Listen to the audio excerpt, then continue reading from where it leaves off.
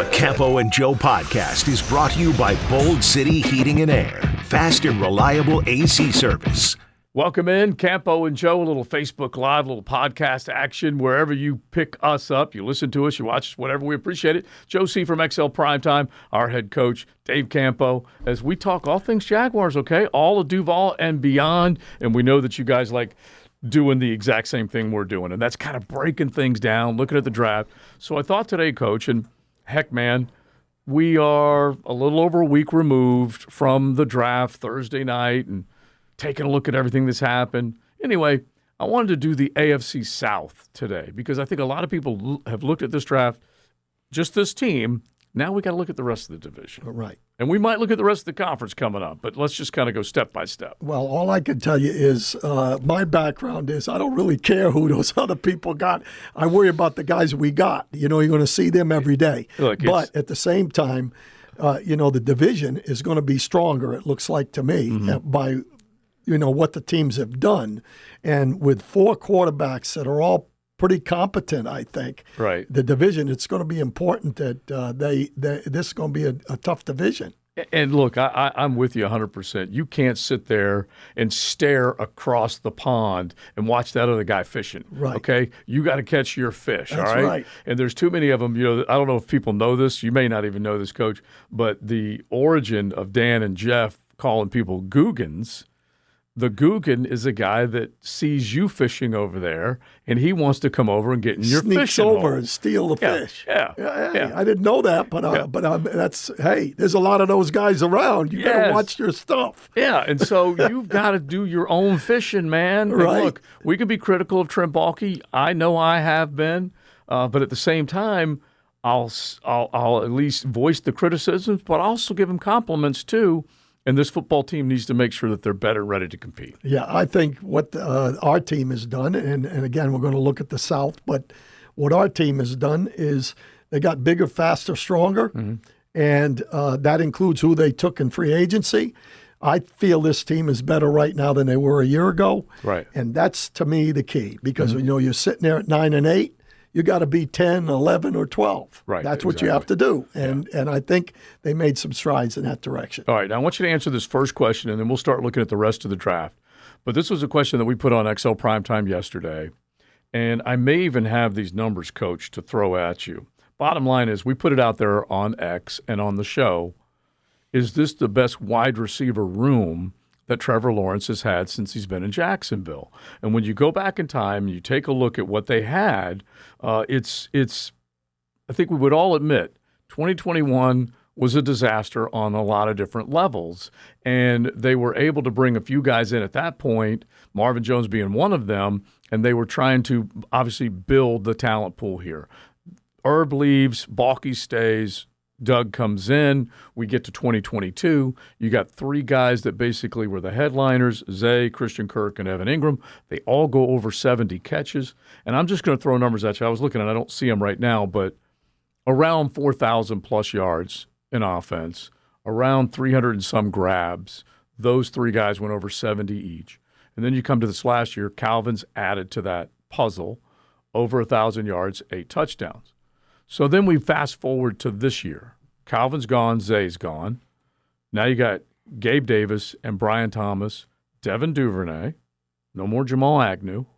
Is this the best wide receiver room Trevor has had, or is it not? I think it is. I think, I liked Zay Jones. I think when he was healthy, he was very good and made a couple plays that were instrumental in wins. But if you look at between Gabe Davis and Zay Jones, you really have more speed in Gabe Davis. And if you look at the two's career before they came in here, Gabe Davis is more accomplished. Yeah. Now, you can say he got the quarterback, but at the same time, you still have to make the catches and you still have to do what you're supposed to do. Right. So, to me, at worst, it's a push.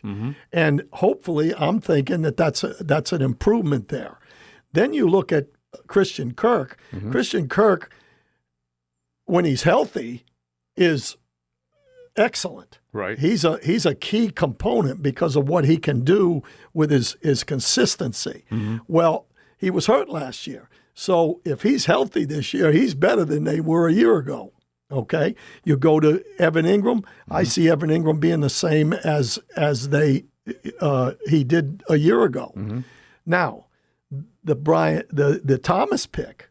Okay, now you got a situation where you had Calvin Ridley. Right. There was a lot of pressure, in my opinion, on the Jacksonville Jaguars because he was tied to draft picks and good draft picks. That he had to do something special. Yeah. And I feel like they forced the ball more to him than they should have. And he did not respond, in my opinion, as, being a guy that's been away from football. It took him too long to really, be in the right spots, be where the quarterback could count on him, all those kind of things. Now, there's none of that with Thomas because he's ours. He's there for he's got a contract. That's it. Yeah. He's not tied to anything but us using him to his ability level to make plays down the field. And that's where I think this group is probably better as a whole than the ones we had. All right, I like the two logic pieces that you've used. And look, we can disagree. You can go in the other direction. It doesn't matter, but the question will be answered stat-wise, do they have a better receiving core when it's all said and done? But there's one thing that you've said that I feel like it's true, and most would agree. Calvin Ridley flashed. He looked really good at times, and then we all know that he disappeared in certain games. Either they didn't call plays his way, or Trevor didn't find him, or he was lost. Okay, we can come up with any theory that you want, but this much we do know. He was there, then he was gone. He was there, then he was gone. Right. And in the end, it was over 1,000 yards. It was 8 touchdowns. But I do agree with you in the sense that it took him a little bit of time to get 100% of Calvin out of Calvin. Correct. And to me, again, I think they wanted Calvin back. Yeah. And I think that probably would have solidified who they went with in the draft. So maybe you can look back and say, well, maybe they're not quite as good. Yeah. But I want a healthy Christian Kirk. I want Ingram to do exactly what he's been doing. Yeah. I want Gabe Davis to show what he's capable of. And I think he's on the rise, in my opinion. And now you get what you get out of Thomas, and hopefully he takes the top off the receiver, off the defense, puts a little pressure on him. Like I said last week, I did some things with an ex-DB here. Right. Who was a pretty darn good DB. Aaron Beasley. Beasley. And I said, what do you think of the 4.3 speed? He backed up. Yeah. He went, whoa. I get a little nervous with 4.3. And we've seen a little bit of tape on him. We know he led the nation in college football with 17 receiving touchdowns. And you can add whatever you watch on college football fields, him just taking defenses. And then you add the idea that this team struggled to get away and free from defenders when they were out running their pattern. Correct. And so if this guy can take some attention down the field, that's going to make a lot of people happy. I do agree with you, by the way, that we're not going to really know until we see it on the field. But the one thing I like that you said is that Gabe Davis had a bit better resume coming in than Zay Jones did. Both of them, like Zay was kind of nondescript. Let's not forget that. He really was. And then obviously he flashed here. And then in the case of Gabe was a big playmaker. Right. Josh Allen playing probably his best football right now. So Gabe was the beneficiary of that. Yes. Trevor's got to make sure that he gives Gabe a chance to make those types of plays. Okay, so there we are. We feel like there's a chance that this is the best wide receiving core that Trevor has had. Now let's start comparing the rest of the AFC South, kind of get an idea of what you guys think. Now, NFL Network did a round of grades in the AFC South. The 33rd team did a round of grades in the AFC South. So we want to get to at least a couple of the thoughts there. But let's just start out with the fact that the NFL Network, they glossed on every team in the AFC South. It was either an A or a B. Now, I'm going to go after the Houston Texans first because, look, the Houston Texans have been everyone's darling in the offseason. Everyone wants to say how great and good they are, and this is going to be the next great team, yada, yada, yada. Well, listen, you got to answer the bell, okay? You're now the hunted. We're going to see what they can do. They've added a lot of good pieces this offseason, Coach. There's no question about it. But when you go to the draft, Kamari Lassiter, they did not have a first-round pick. They go Kamari Lassiter in the second round, 42nd overall, a former Georgia Bulldog. We like him. We may not love him. Blake Fisher, offensive tackle out of Notre Dame. Then they went in the third round, got a defensive back out of Southern Cal, another tight end, which Matt Hayes says Cade Stover paired back up with C.J. Stroud will be a big, big hit. Yeah, he's a good player.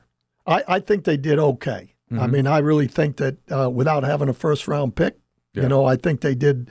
Lassiter, I have some questions on Lassiter, size and some things, but he's a good player. He's ranked in the top 7 or 8 corners in the draft. Yes. So they did some good things. I think they made their mark in free agency. I think they did what we did 2 years ago. They firmed up their football team in some areas that they needed to firm up. Yeah. So I think they're going to be a real challenge because of the quarterback, number one, and they do have some speed on that ball club. The Campo and Joe podcast is brought to you by Bold City Heating and Air. Fast and reliable AC service.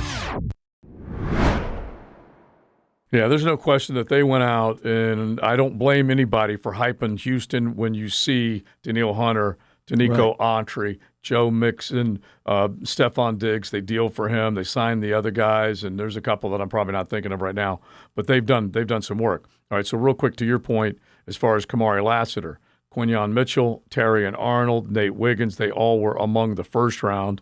Then the second round, there was a run. It was Cooper DeJean, Kool-Aid McKinstry, Kamari Lassiter, and then Max Melton. So Kamari went off the board right after Kool-Aid. Yeah, and again, I don't think this is my personal opinion. I like McKinstry a lot better than I like Lassiter. I tend to agree with you. So I think that's where that's at. Now, is he going to be a good football player? Hey, he played at Georgia.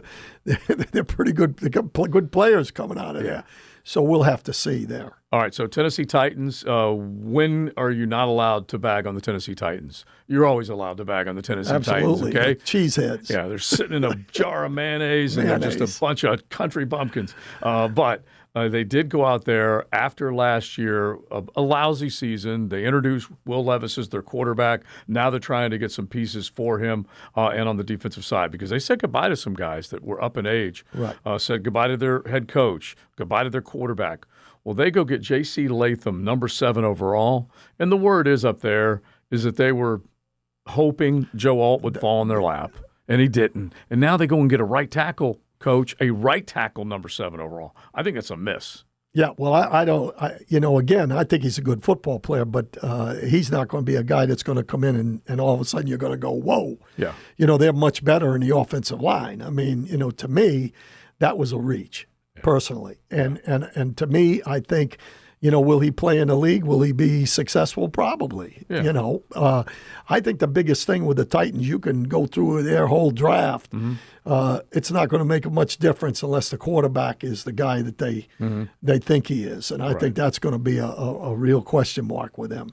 So real quick on Latham, 14 games early in his career inside as a guard, all 13 games at right tackle in 2022, and then second team All-America, first team All-SEC, all 14 games at right tackle. And so you can't help but say, hey, I don't know whether they project him on the other side, but we know this much. The reason he was drafted is because of his play at right tackle. Right. Then they go get Tavondre Sweat, who had the offseason or the DUI, got in trouble.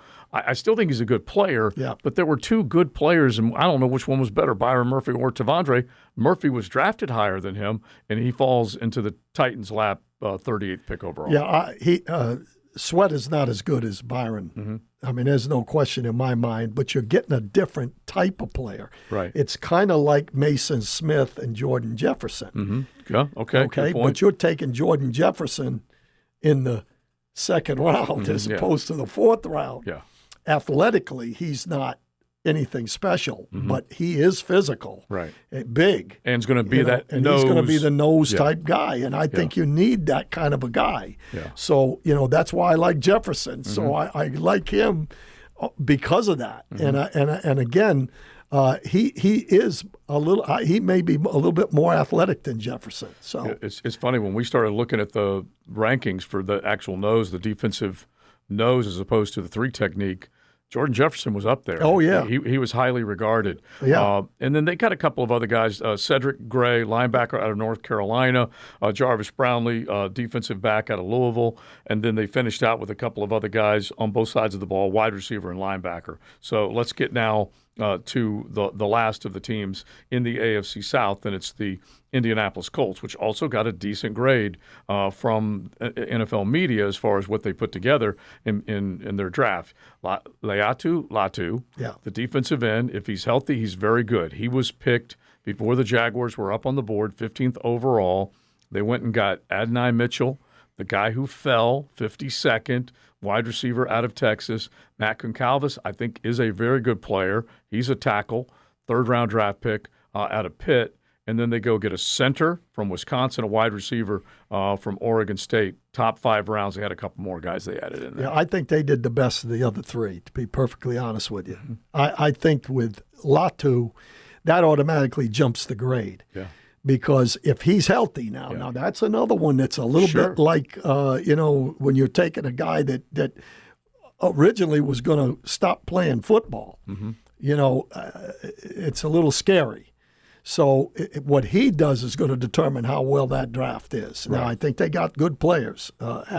Mitchell, I think, is a good player. I don't know really why he fell. I think he probably could have been up there a little higher. I don't know enough about the they just basically said off-field concerns. Yeah, that concerns me. But at the same time, this is the NFL. It's not college. So, but I think that when you look at their team, they've got good players, and they're well coached. And again, a little bit like the Titans, what Anthony Richardson does. In my mind, Anthony Richardson and Levis are the key to both of those teams. Okay. Because I think the guy,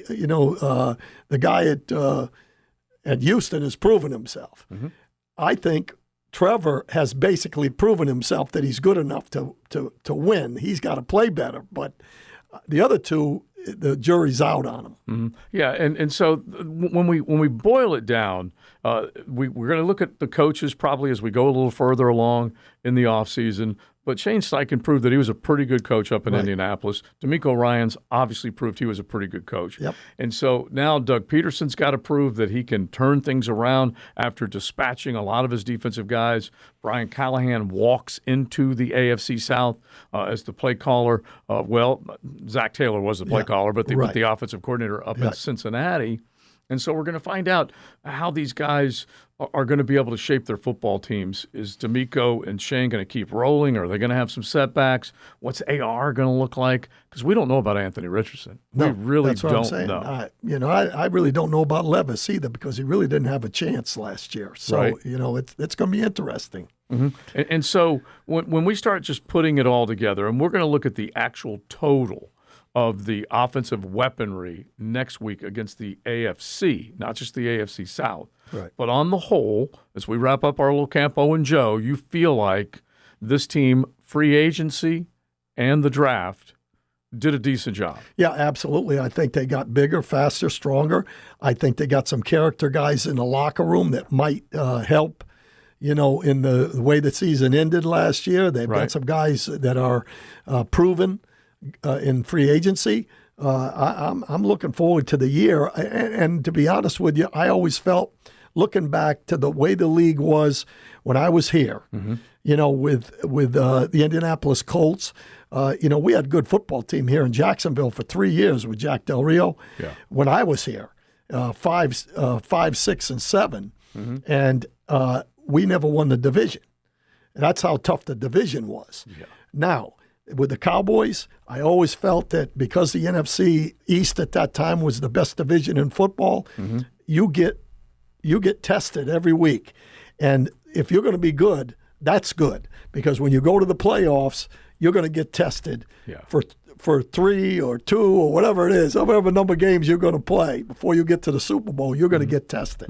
Yeah, and you got to have a deep roster, a talented roster, one that the coach and everyone is 100% invested. That's going to be the biggest challenge here. We talked about culture this time last offseason, because I'll remind people, Trent Baalke said, hey, we like our locker room. We don't want to mess with our locker room. And that was going to be the good culture builder and all this crap that we heard. Right. And then you got to a point where you're like, wait a minute, this thing was coming apart down the December stretch. They can't have that. And I think that's why the decision was made to change the defensive staff. I always get nervous. I'm a little nervous, to be perfectly honest with you, because I don't even know if I should say this, but I do believe it. When you have to remove a lot of your staff, there's a chance that you might be the next one moving. Yeah. And that is nervous, but at the same time, from what I've heard, this was the move that had to be made. Yeah, because you have two options, and this is like we always joke, hey, getting old sucks, but the alternative's a lot worse. Absolutely. Well, Doug Peterson could have said, hey, I'm going to hope for the best, and as Matt Hayes always says, hope is not a plan, is that you can't sit there and hope that Mike Caldwell and his staff figures it out on the other side, because you're behind will be out the door. He recognized that one side of the football that he wasn't critically handling failed. Correct. And so you got to make a decision. This is my plan, not just for survival, but this is my plan to make sure we succeed. Yeah, absolutely. Yeah. I think you're right on it. And but I'm looking forward to this year. I really think we have a good enough team to challenge in the AFC.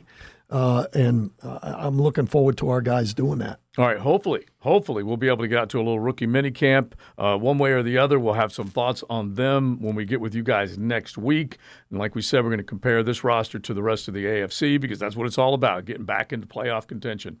Joe C., we'll talk to you 2 to 4 on XL Primetime, Monday through Friday, and our head coach, Dave Campo, always hanging out with us. Thanks, Coach. You got it, Joe. Appreciate you guys listening as well and watching. This presentation of the Campo and Joe podcast is brought to you by Bold City Heating and Air, fast and reliable AC service.